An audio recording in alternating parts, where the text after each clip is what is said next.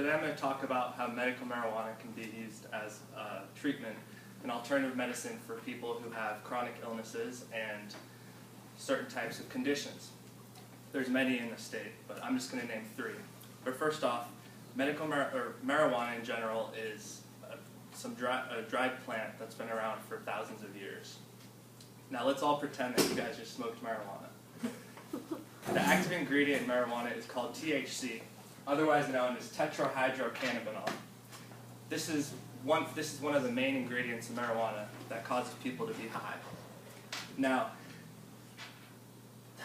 THC, when marijuana is smoked, THC passes your lungs and enters your bloodstream, where it travels up to your brain and attaches to these receptors in your brain that are called cannabinoid receptors.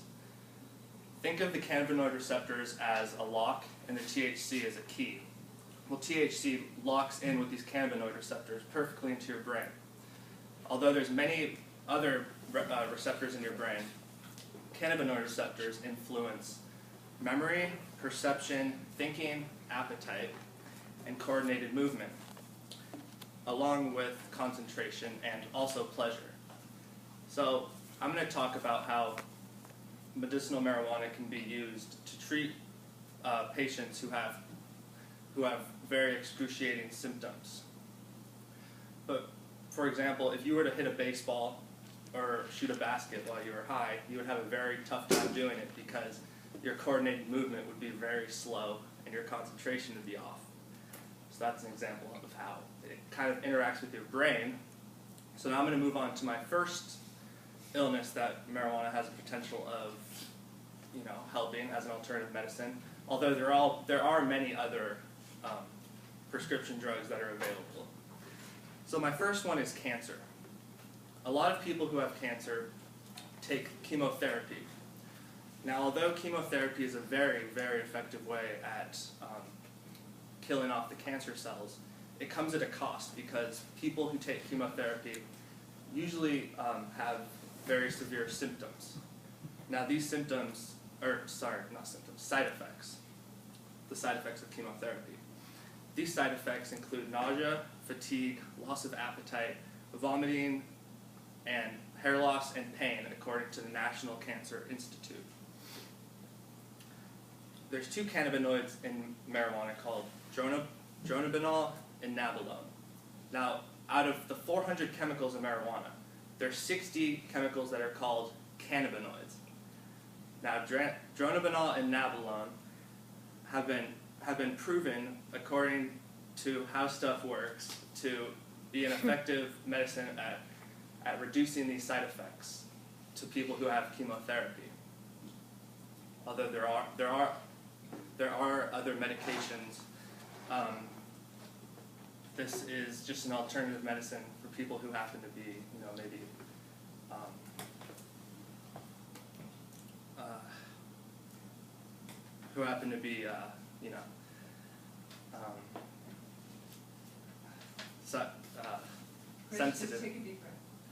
sensitive to these other medications.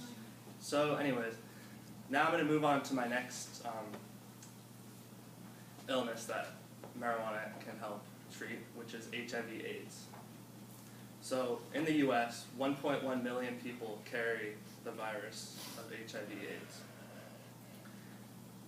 The side effects of HIV/AIDS from the virus and also from people who take medication include anxiety, depression, fatigue, nausea, and weight loss, according to Science Daily.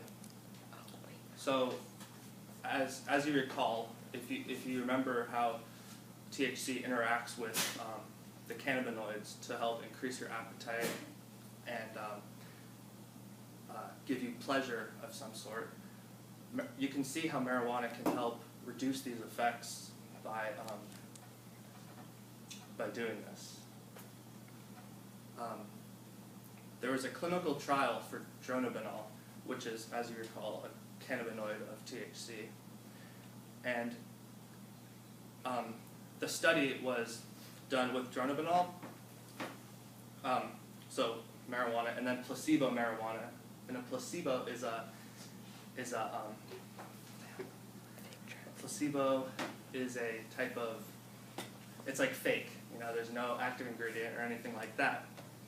So what the study found was the people who took the placebo, they still had their recurring symptoms, while the people who took the active marijuana, their symptoms went away.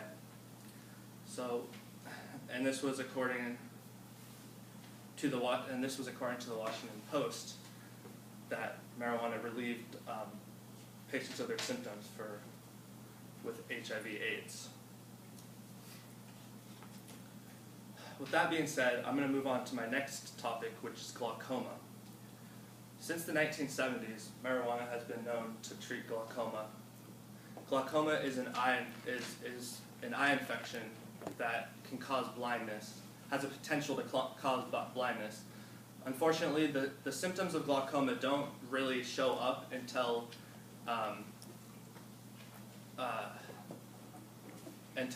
people start becoming blind.